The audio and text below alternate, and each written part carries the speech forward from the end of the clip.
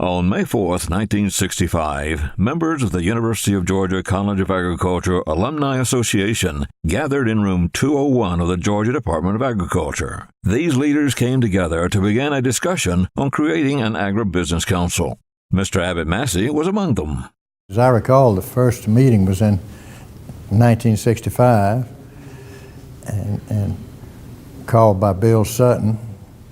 I know he and I had the privilege of being there for that meeting. I think it was in room 201 in the Department of Agriculture building, and by Clyde Greenway and Wes Parris and Irv Wofford and Howell and a number of other outstanding people were involved. The Georgia Agribusiness Council was formalized on January the 17th of 1966 with Mr. Bill Sutton of Citizen and Southern National Bank as the chairman. Georgia Commissioner of Agriculture Phil Campbell said to the group, and we quote, "The formation of the council constitutes a significant and important development," unquote.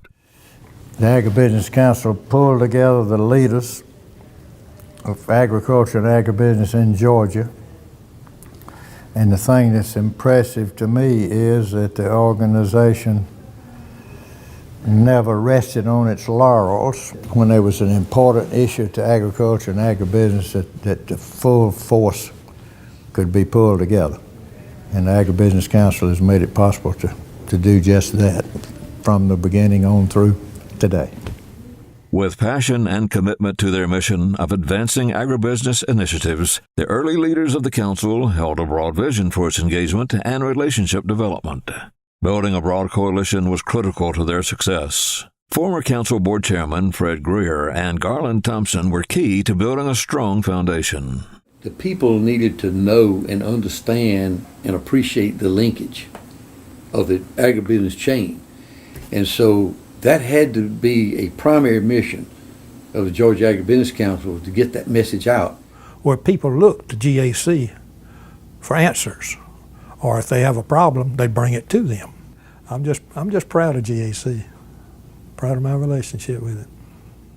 Gary Black led the council for 21 years with a deeply rooted conviction that to be successful, the Georgia Agribusiness Council must effectively lead our state's largest industry in Georgia from the state's largest city, Atlanta. The important role that lobbyists play and trade associations play in communicating truth to those who are in decision-making positions, it's just, that's why it's so important to be a member. Because you want to be a member of something that the other people trust. It's about moving the needle for agriculture. That's what's important. I'm not certain there's another organization that's fulfilled its original call in an integrated fashion than Georgia Agribusiness Council. A keen eye on state policy decisions is important at all times. As our state's top leader, former Georgia Governor Sonny Perdue had a unique vantage point. But I also know the fact that even as governor, I couldn't keep up with everything that was going on.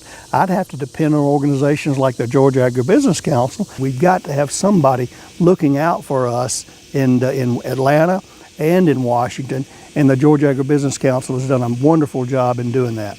My favorite movie is It's a Wonderful Life, when Jimmy Stewart, playing the main character, gets to see how the town would have been without him.